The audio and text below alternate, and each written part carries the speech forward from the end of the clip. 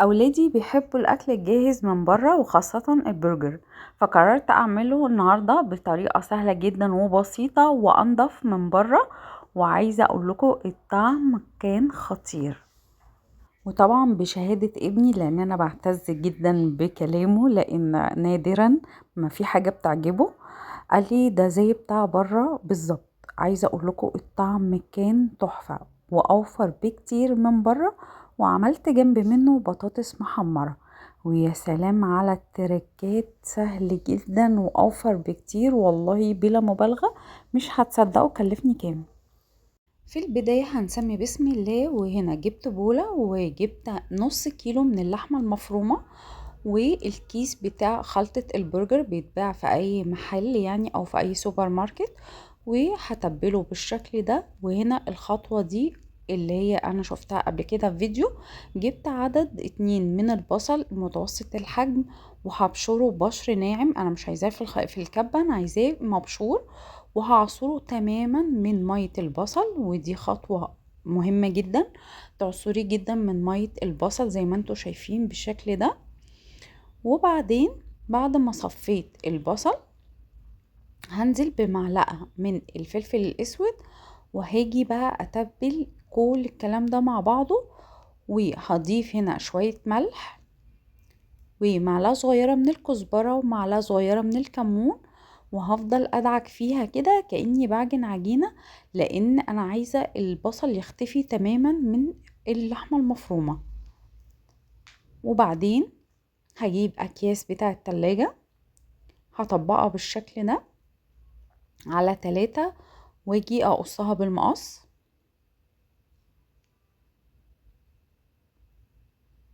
على نفس حجم البرجر زي ما انت عايزة. وبعدين هنا انا عندي المكبس اللي هو بتاع البرجر، ممكن تعمليه باي غطا برطمان. واخدت كده لحمة مفرومة كورتها وهحطها، هفردها هنا على المكبس بتاع البرجر. وطبعا لازم احط كيسة من فوق وكيسة من تحت، علشان لما اجي اطلعها تطلع معايا بكل سهولة. وهكبسها بالشكل ده. ممكن تعمليها باي غطا برطمان. شايفين ده كده، واخد نفس التخطيطة بتاعة البرجر.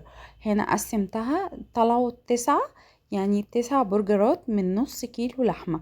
وهدخلها الفريزر لحد ما تتجمد، لان في الحالة دي مش هينفع ان هي تتحمر على طول، لازم تتساب في الفريزر على الأقل نص ساعة. وفي طاسة على النار نزلت بمعلقة من الزبدة، وقطعت شرايح من البصل الجوليان أو الجوانح.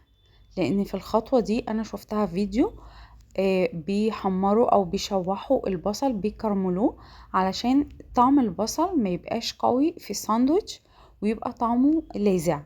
وبعدين بعد ما نزلت البصل هنزل بشرايح الطماطم، عشان برضو الطماطم ساعة لما تيجي تاكل الساندوتش الصوص او العصارة بتاعت الطماطم ما تنزلش منه. وفي الجريل دهنت زيت، ممكن جريل او طاسة اللي موجودة عندك. بعد ما فتحت العيش الكايزر هحمره زي بتاع المطاعم او بتاع المحلات. وبعدين في الجريل برضو دهنت زيت. وبعد ما الجريل سخن هنزل بالبرجر بعد ما اتفرز تماما او اتجمد.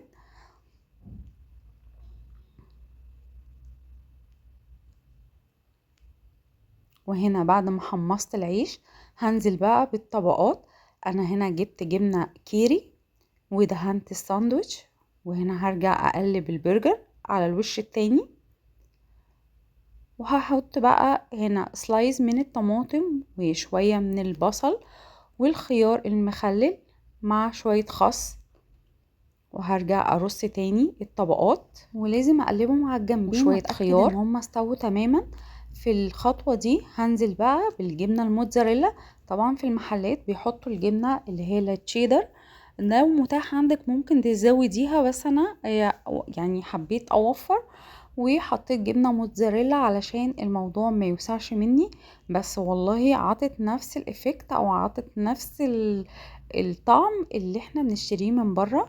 وده الصوص بتاع البرجر بيتباع جاهز، او ممكن تحطي مستردة ومايونيز وكاتشب 3 معالق متساوية وبتوزعيهم، وده كان الشكل النهائي للبرجر. بجد بلا مبالغة والله كان طعمه يجنن.